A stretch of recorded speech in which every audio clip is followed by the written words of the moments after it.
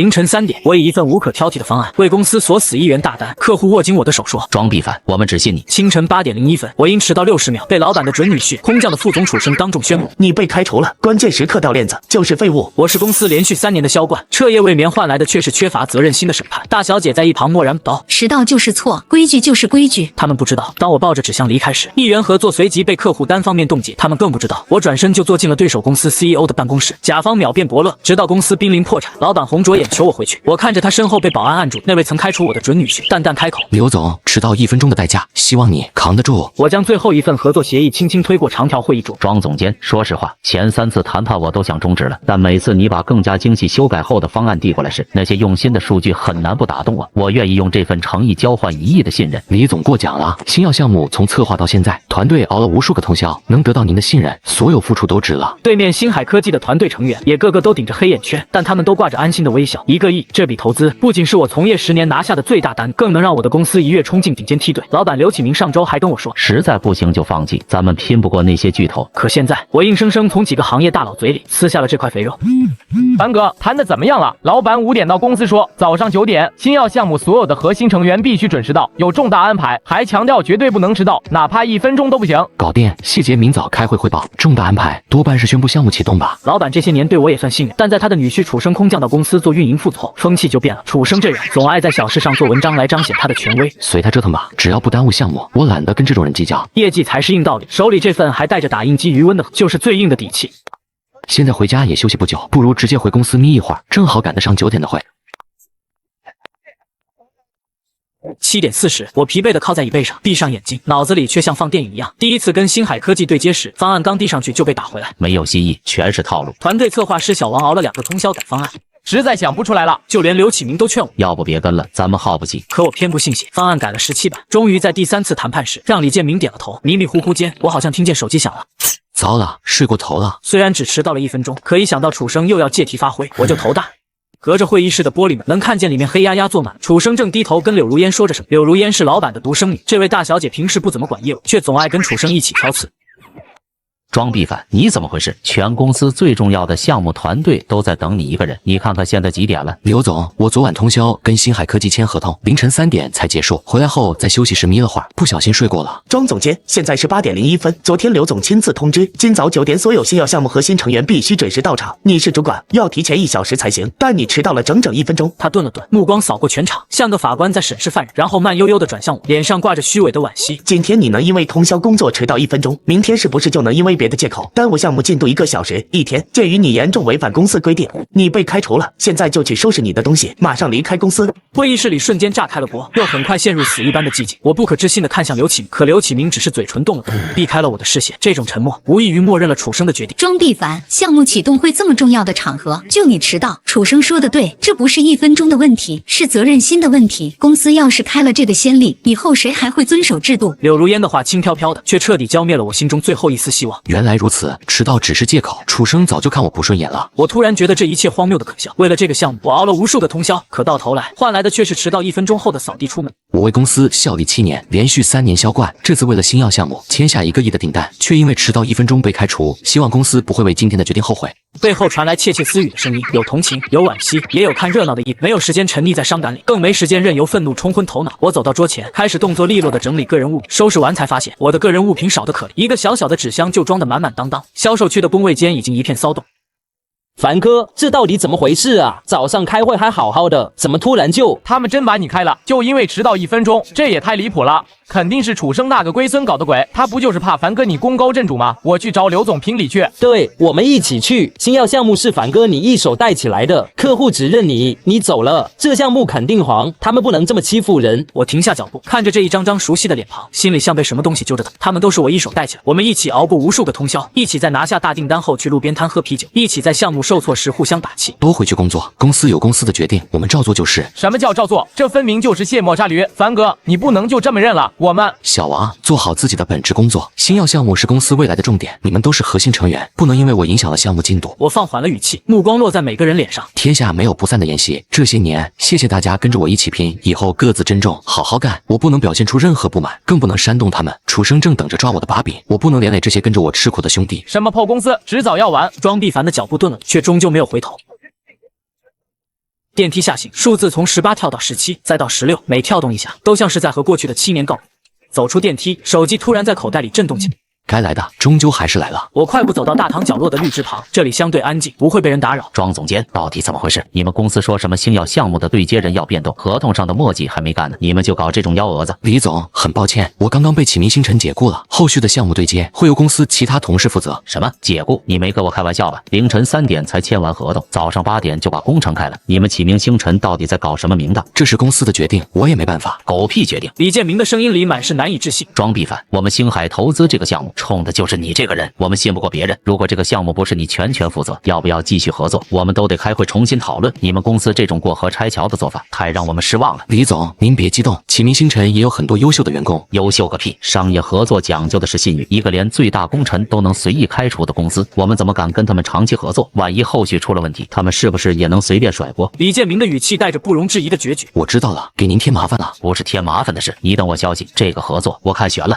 我握着手机，站在原地，看着大堂里来来往往。楚生、柳如烟，你们大概没想到，你们亲手推开的，不仅是我这个不听话的员工，更是启明星辰的未来吧？不是喜欢玩权力游戏吗？那我就陪你们玩到底。3个月前，当公司刚对星耀项目表现出兴趣时，对手公司陈耀集团的董事长助理就联系了我。他们开出的条件极为优厚，高薪和股份以及权利。但当时我正全身心扑在星耀项目上，对公司也还有感情，便婉言谢绝了。韩明当时说，随时欢迎庄总监改变主业，还特意加了我的联系方式。现在这个号码成了我绝地反击的关键。韩助理，冒昧打扰，我已于今日从启明星辰离职。此前您提及的合作机会，不知是否仍有效？另外，星耀项目投资方星海科技因我的离职，对启明星辰的合作意愿产生重大疑虑，合作可能终止。或许这是陈耀切入该领域的良机。判负。检查了一遍，确认没有遗漏关键信息，我按下了发送键。庄总监，久仰您的大名，董事长正好在公司，方便现在过来面谈吗？我派车去见您，地址发我就行。方便，谢谢韩助理，不用麻烦派车，我自己过去就行。当我步入陈耀集团的总部大堂时，一个温和的声音传来：庄总监。大堂里站着一个40岁左右的男，他脸上带着恰到好处的热情，没有过分的殷勤，也没有一丝轻视。我是韩明，陈董的特别助理，陈董已经在楼上等您了，这边请。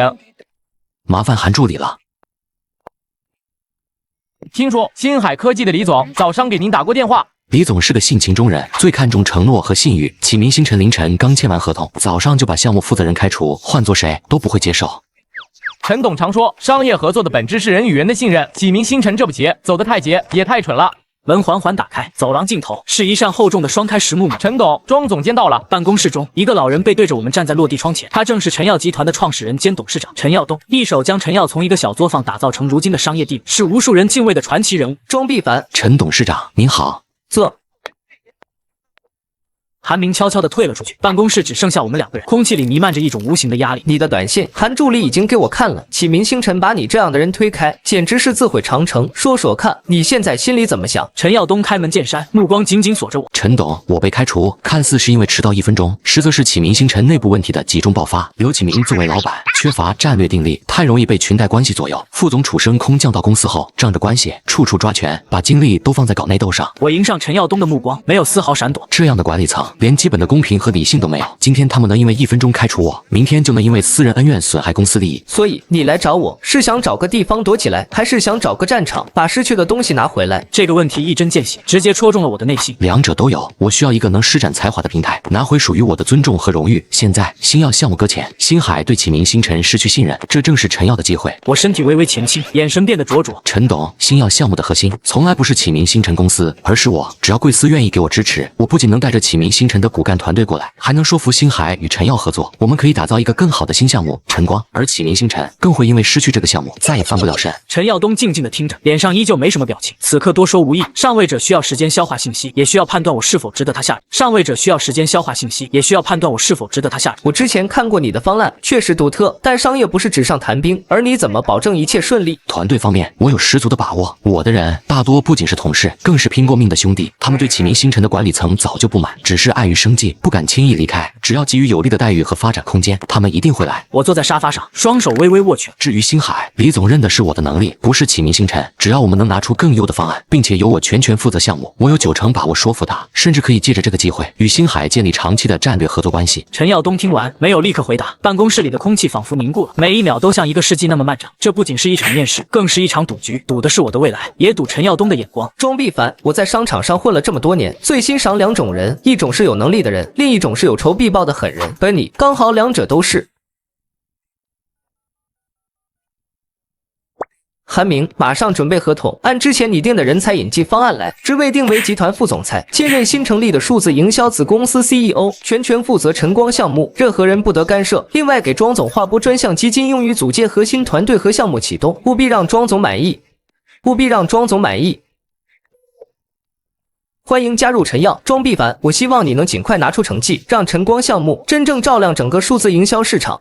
我用力握住他的手，一股热流从掌心传遍全身，之前所有的委屈、愤怒和疲惫都在这一刻烟消云散，取而代之的是满腔的热血和斗志。请陈董放心，我保证3个月内晨光项目一定会启动，1年内它会成为行业标杆。我不仅要拿回属于我的东西，还要让启明星辰为他们的决定付出最惨痛的代价。呵，有这份魄力就好。韩明会跟你对接后续的所有事宜，有任何需求随时找我。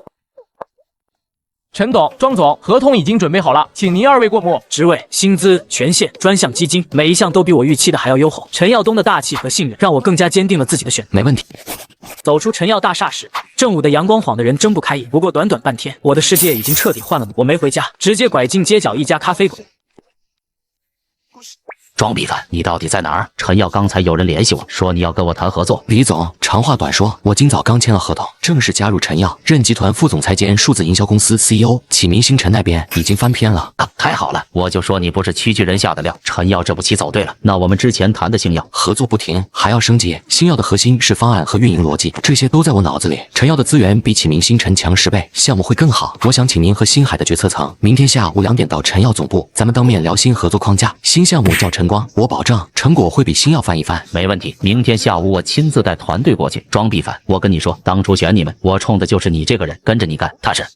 挂了电话，我调出另一个通讯录分组，第一个拨通小王的电话。凡哥，你没事吧？早上开会后，我一直想给你打电话，又怕没规矩，不懂流程。我没事，我现在在陈耀当数字营销公司的 CEO， 要组个新项目团队，给你留了渠道总监的位置，薪资比现在高30%，项目成了还有奖金，想不想来？凡哥，我跟你走。妈的，楚生今天早上还找我茬，说我跟错人，我早想骂他了。你等我半小时，我把手里的客户资料拷出来，马上过去。不用急，先把手头的事交接好，别留下把柄。知道了，凡哥。第二个电话打给老赵，他是团队里的策划核心，去年好几个爆火的营销案例都是他牵头做。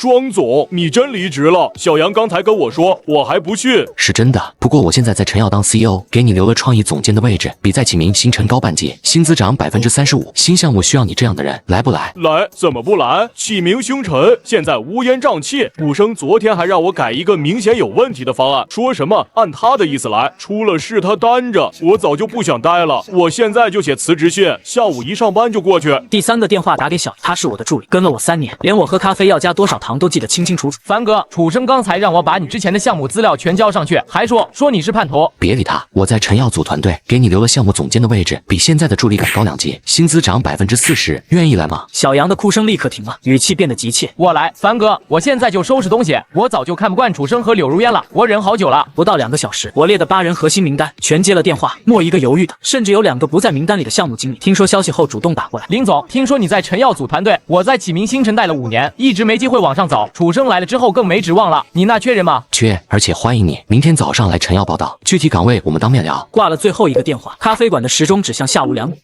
庄总，副楼1层的临时办公区已经备好，电脑、打印机都调试好了，您随时可以带团队过来。好，谢谢。走出咖啡馆，阳光依旧炽烈，但我心里却一片清。下午3点，陈耀副楼的办公区已经热闹起来。小王是第一个到的。凡哥，我来了。老赵带着一叠资料进门就说：“林总，我把之前没做完的创意方案带来了，正好能用到晨光项目上。”小杨最后到的，眼眶还有点红，却笑着说：“凡哥，以后我还帮你记日程，你喝咖啡要加2勺糖，我没忘。”大家围着会议桌坐下，每个人脸上都带着兴奋，没有一丝离开老东家的迷茫。我看着他们，心里突然踏实起来。这不是简单的团队，是跟我一起拼过命的兄弟。好了，人到齐了，我们开个短会。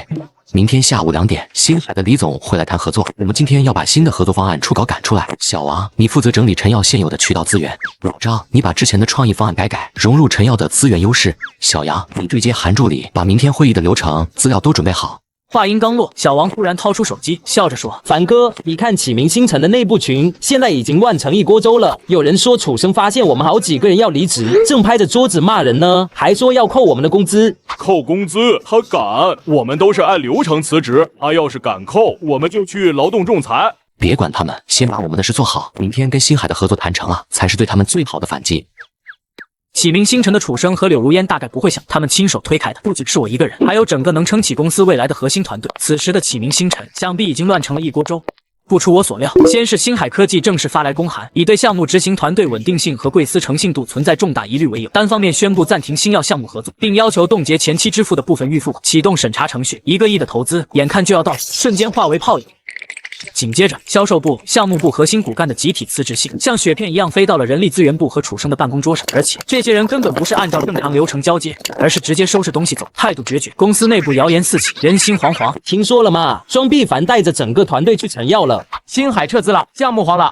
完了完了，公司这下要垮了！都怪楚生和柳如烟，非要把庄碧凡逼走。现在好了，楚生试图稳住局面，强令剩下的人开工，但响应者寥寥。他给几个重要客户打电话，对方要么敷衍，要么直接询问庄碧凡离职的真实原因，言语间充满了不信任。他原本想借开除我立威，没想到却彻底动摇了自己的权威和公司的根基。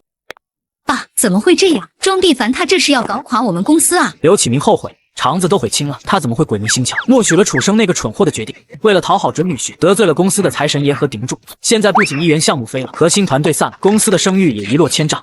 闭嘴，都是你们非要争权夺利，现在满意了。刘总查到了，庄碧凡他去了陈药集团当了副总裁和 CEO， 而且星海的李总明天要去陈药谈合作。陈药那是启明星辰最大的竞争对手，庄碧凡这是要把他往死里整啊！不行不行，必须把庄碧凡请回来，只有他能救公司。你们现在就去找庄碧凡道歉，无论如何把他求回来，只要他肯回来，什么条件都可以谈。去求庄碧凡，向那个被他们亲手开除、肆意羞辱的人低头认错，这比杀了他们还难受。而在陈药的新办公区内，我的新团队已经各就各位，开始了紧张忙碌的准备工。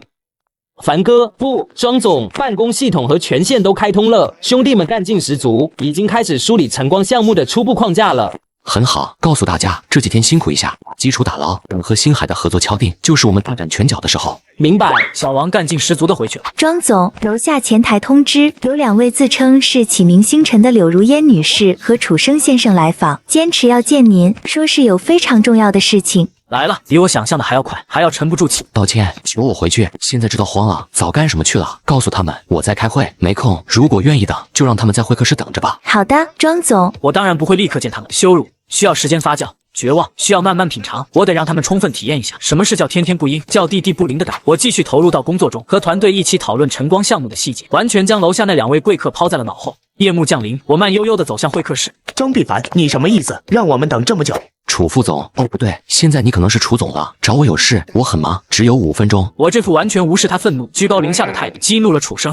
庄碧凡，之前的事是我们不对，我带楚生也带我爸向你道歉。你能不能回公司？条件随你开，薪资、职位都可以谈。公司现在不能没有你。道歉，刘小姐，你好像搞错了，开除我是公司的决定，迟到1分钟是缺乏责任心的表现，这些都是你们说的，怎么现在又变成不对了？公司的制度这么儿戏吗？庄碧凡，你别给脸不要脸，公司现在有困难，你作为老员工就应该有起码的担当，回来帮公司渡过难关，是你的责任。责任？我的责任是凌晨3点为公司拿下1元合同，我的责任是连续7年做销冠，我的责任是带出最能打仗的团队，可公司给我的回报就是在迟到1分钟后被你这个靠女人上位的废物当众开除。你骂谁废物？楚生失去理智般朝我扑过来，2名保镖迅速闪入，一左一右抓住了楚生。放开我！你们干什么？庄碧凡，你敢动我？动你？楚生，你还不配。这只是告诉你以及你身边那位大小姐一个道理，这个世界不是围着你转的，开除我是你们的权利，但让我回去，抱歉，我现在是陈药集团的副总裁 CEO， 是星海科技即将深度合作的伙伴，请楚先生和柳小姐离开，以后我不希望再在陈药看到无关人等。是，庄总。庄碧凡，你色计我，你早就计划好了是不是？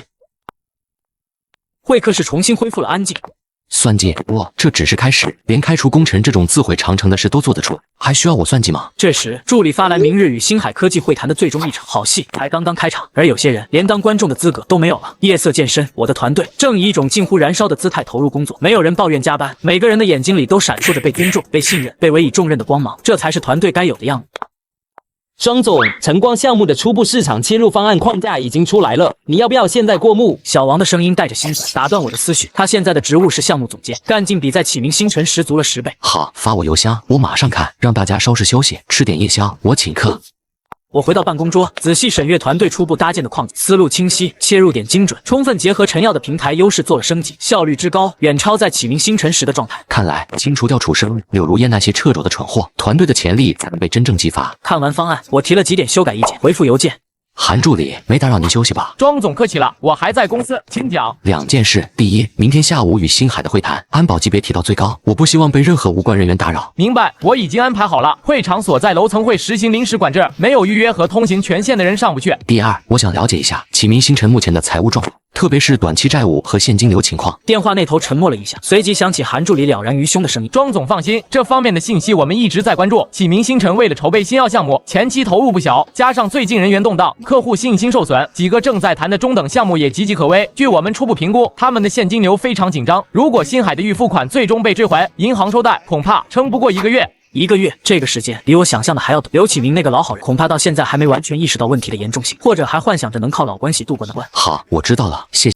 平心而论，刘启明对我有知遇之恩，7年相处也算有几分香火情。如果他不是那么昏聩，如果不是楚生和柳如烟做的太绝，我或许不会选择如此激烈的方式。更何况，他们先做出了最愚蠢的选择。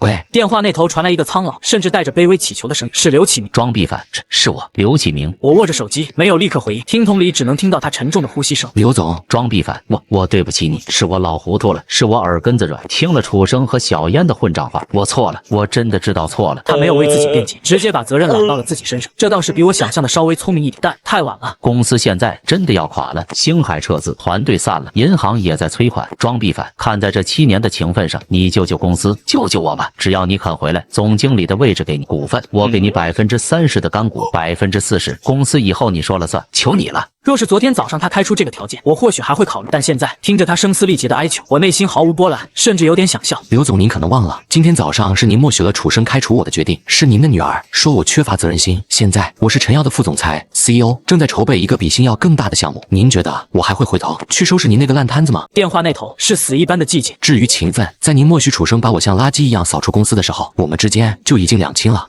我知道这通电话彻底斩断了我和启明星辰和刘启明之间最后一丝脆弱的心，他将在悔恨与恐惧中看着自己的公司一步步走向覆灭，而这正是他楚生、柳如烟为他们那傲慢而愚蠢的1分钟所必须付出的代价之一。小王，通知团队15分钟后1号会议室开项目启动会。复仇的快感转瞬即逝，前方是属于我的更广阔的战场。阳光透过巨大的落地窗洒进来，我和韩助理已经提前在会议室等候。在秘书的引导下，星海科技的李总带着他的核心团队准时抵达。李总，欢迎欢迎。庄总，恭喜高就啊！陈药这地方才配得上你的能力。李总身后的团队成员也纷纷与我打招呼，态度热情而尊重，这与他们在启明星辰时那种公事公办的客气形成了鲜明对比。简单的寒暄和介绍后，会谈直接进入正题，由我主导，向星海团队详细阐述了晨光项目。我的讲解条理清晰，数据详实，充满了说服力。所以，李总，晨光项目不仅继承了新药的全部核心优势，在资源整合、渠道拓展、技术应用上实现了全面升级。我们有绝对的信心，在6个月内将其打造为行业标杆，为星海带来远超预期的品牌价值和投资回报。李总没有立刻表态，目光扫过他的团队成员，交换了一个眼神。非常好，庄总的方案比之前在启明星辰时看到的更加完善，更具冲击力。陈药的实力和决心我们也看到了。之前选择启明星辰是冲着装逼烦你这个人，现在你带来了更好的方案和更强大的平台，那我们星海没有理由不跟着最优的选择走。李总顿了顿，直接拍板，中气十足地说：原则上我们完全同意与陈药合作，共同推进晨光项目。具体的合作细节可以马上让法务和财务团队对接，尽快敲定合同。韩助理和陈药的高管们脸上都露出了笑容，这意味着1个亿的投资，甚至可能更多的战略合作，就此落定陈药。感谢李总和星海团队的信任。我以水代酒，预祝我们合作愉快，晨光项目大放异彩。所有人都举起了瓶，气氛热烈。会议室厚重的双开门外传来一阵隐约的骚动和争吵声。让我进去，我找装逼犯，我是他以前的老板。对不起先生，您没有预约，不能进去。滚开！你知道我是谁吗？刘启明，启明星辰的董事长。我要见装逼犯。会议室里的欢快气氛瞬间凝固，韩助理立刻起身，准备出去处理。我抬手拦住韩明，对李总和其他人露出一个抱歉的笑容。不好意思，一点小意外，我去处理一下。门一打开，就看到刘启明被2名高大的保安牢牢拦在离门口几米远的地方。刘启明完全没了往日那种小老板的体，脸上是歇斯底里的疯狂和绝望。装逼犯，装逼犯，你出来！装逼犯，你不能见死不救啊！公司要完了，看在过去的情分上，你拉我一把，你跟李总说说，把项目还给我，求你了！我望着眼前状若疯癫的刘启明，昔日高高在上的老板，如今如丧家之犬在我门前起立，我心中毫无怜悯，只剩一片漠然。刘总，这里是陈药集团，我正在接待重要客户，请你离开，不要打扰我们的正常工作秩序，否则我只能让保安请你出去了。装逼犯，我不再看他，对保安吩咐道。请这位先生离开，确保他不再靠近这层楼。是，庄总。我面无表情地看着他被拖走，直到电梯门合上，哭喊声消失。不好意思啊，一个无关紧要的人已经处理好了，我们继续。小插曲，庄总如今是陈耀的栋梁，有些不知所谓的人来攀关系也属正常。来，我们继续谈正事。会议在和谐的气氛中继续进行，我的脚下通往权力和巅峰的路又坚实了几。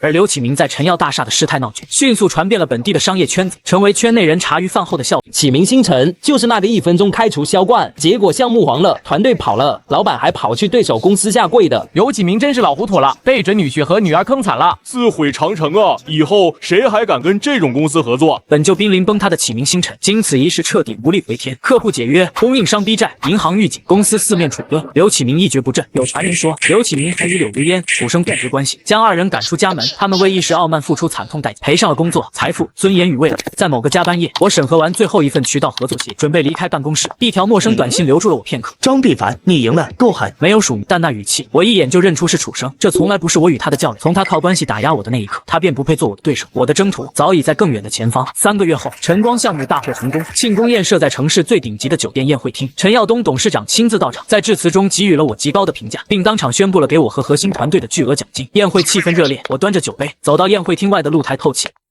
庄总，恭喜！同喜，韩助理，这段时间辛苦你了。是庄总能力超群。韩助理微微一笑，话锋一转，说起来，启明星辰昨天正式申请破产清算了，资产拍卖，债务一团糟。刘启明好像受了很大打击，一病不起。听到这个消息，我的内心平静无波，这早已是预料之中的结局，甚至比我想象的还晚了点。还有那个楚生，韩助理语气带着一丝不屑，听说去了一个3流小公司混日子，和柳如烟也早就分手了。上次有人在路边摊看见他喝得烂醉如泥，跟人吹牛说他以前差点当了启明星辰的老板，结果被人当笑话。丧家之犬也只能在酒精和吹嘘中寻找一点可怜的慰藉了。对了，董事长让我问问你，对集团新成立的战略投资部有没有兴趣？他觉得你的眼光和魄力很适合更大的舞台。战略投资部那是陈耀集团真正的核心决策层之一，掌管着数十亿的资金流向。感谢董事长信任，不过晨光项目刚刚起步，我想先把它做到极致，而且我觉得属于我的晨光才刚刚开始。韩助理愣了一下，随即明白了我的野心，会意的笑了。明白，我会转达董事长。我独自凭栏，夜风拂面，复仇的快感早已沉淀。1分钟的迟到，不过是个导火索。那些曾经轻视我、践踏我，为他们短暂的傲慢，付出了漫长的、惨痛的代价。这个世界终究是靠实力说话，前方还有更广阔的天地等待我去征服。